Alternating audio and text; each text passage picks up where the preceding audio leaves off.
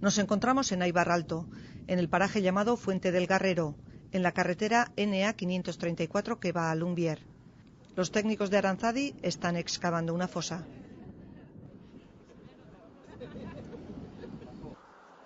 Esta imagen no es nueva. En los últimos años se han abierto alrededor de 200 fosas como esta en toda España y se han recuperado más de 4.000 esqueletos. Son los restos de otros tantos fusilados durante la Guerra Civil. Para localizar estas fosas se recurre a la memoria de los vecinos de la zona y a la documentación escrita existente. A esto le sigue el trabajo de los técnicos y los científicos. El primer paso es determinar la posible ubicación de la fosa y para ello se ha utilizado el georradar, un método de prospección para escanear el terreno. Con el georradar descubrimos las irregularidades del terreno. Allá donde puede haber rocas, tierra suelta, normalmente al hacer la fosa pues se ha removido el terreno.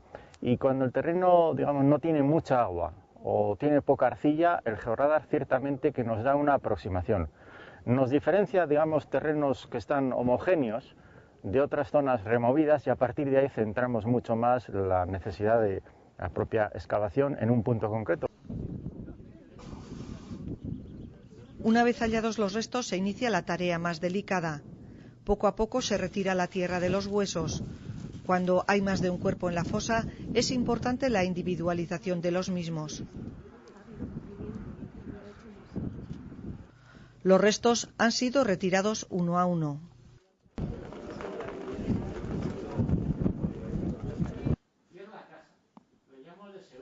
Los esqueletos diferenciados han sido trasladados al laboratorio de la Facultad de Medicina de Donostia, donde se realizará el análisis antropológico de los mismos, es decir, se determinarán las características antropológicas de los individuos, sexo, edad, constitución e incluso las patologías que podrían haber sufrido.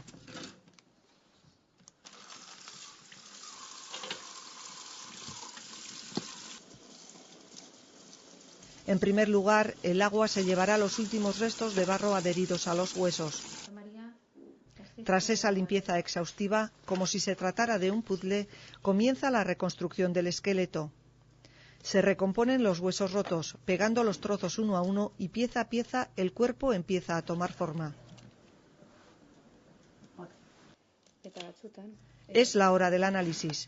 La primera característica a determinar es el sexo. Las diferencias de tamaño y forma son evidentes entre los hombres y las mujeres en la mayoría de los huesos, por lo que este análisis resulta bastante sencillo. Normalmente en la frente de las mujeres es muy vertical, no tiene ningún relieve, porque no existen los arcos superciliares marcados. Sin embargo, en la del hombre es prominente, está aquí clarísimo. También, normalmente las apófisis mastoides en el sexo masculino suelen ser mayores, de mayor tamaño, y sin embargo en las mujeres normalmente suele ser mucho más reducido. Y en general es mayor la robustez en el cráneo masculino que en el cráneo femenino. Determinar la edad del individuo es más complejo. En Aibar han recuperado 4 cuerpos. Al ser todos de edades diferentes, resultará más fácil la identificación, pero en caso de que fueran de edades parecidas, el análisis se complicaría. Se tiene en cuenta la morfología del coxal, particularmente de la superficie auricular, que es esta superficie que tenemos aquí, que es la que articula con el sacro, y la cara sinfisaria, que es esta carilla que tenemos aquí, que se modifica normalmente con la edad. En función de ello se puede establecer una aproximación de la edad. Otras características importantes pueden ser el cierre de las suturas craneales que al mismo tiempo con la edad se van cerrando y van desapareciendo estos dibujos de las suturas. Y por último, otras características pueden ser observadas en las costillas, particularmente en la primera y en la cuarta costilla, y algunas características en general del estado de las articulaciones, porque el uso continuado de las articulaciones produce un deterioro que es más claro cuando avanza la edad. La altura y la complexión de cada individuo están también escritas en los huesos. Incluso la posibilidad de que esa persona padeciera alguna patología, ya que las enfermedades dejan huella en los huesos. El análisis antropológico puede llegar a mostrar a veces cómo murió ese individuo. En Aibar, los 4 habían sido fusilados. En este caso, como han sido fusilados, normalmente lo que podremos encontrar son los signos del disparo que se ha producido. Normalmente suele haber un orificio de salida de proyectil, que es en este caso mucho más estrellado, y encontraríamos aquí el orificio de entrada del proyectil, que es un diámetro mucho más limpio y mucho más cerrado. Esto supondría que el disparo se ha producido desde atrás, adelante, de izquierda a derecha y en un sentido ligeramente ascendente. Poner nombre y apellidos a la persona cuyo análisis se está realizando es posible gracias a las pruebas de ADN. En el caso de la fosa de Aybar, las identidades son prácticamente conocidas y se cuenta además con ADN de la familia para corroborar lo ya sabido. Para ello se enviarán muestras de dientes de cada individuo al banco de ADN de Vitoria. Se trata de un proceso complejo y delicado. Habitualmente el ADN de las zonas óseas se encuentra más fragmentado y degradado y es más fácil de contaminar por ADN moderno.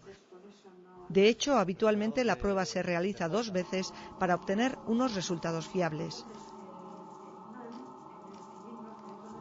Normalmente se utiliza un hueso o alguna pieza dental para realizar este tipo de pruebas.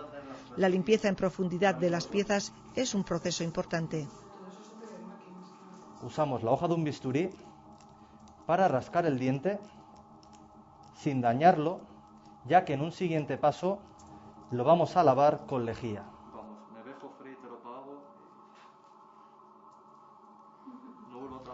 Las muestras obtenidas de las piezas se reducen a polvo, del que se extrae el ADN. Para ello se mezclan los restos óseos con diferentes sustancias. Es como si fuera un detergente que se le pone, pero un detergente muy purificado, que se le pone al medio, y de esa manera las células que tienen la membranita como una capita de grasa, pues el detergente se mete dentro de esa capita, se va abriendo y de esa manera se va abriendo la célula. Es como si se abriera como una especie de caja. En el interior de esa caja está el núcleo, entonces el núcleo también se abre y el ADN se va liberando. Al ADN obtenido se le añaden diversas sustancias y es procesado en un secuenciador que proporciona los datos para la lectura de la cadena de ADN. Aproximadamente hace falta una semana para realizar una extracción de ADN de una pieza ósea.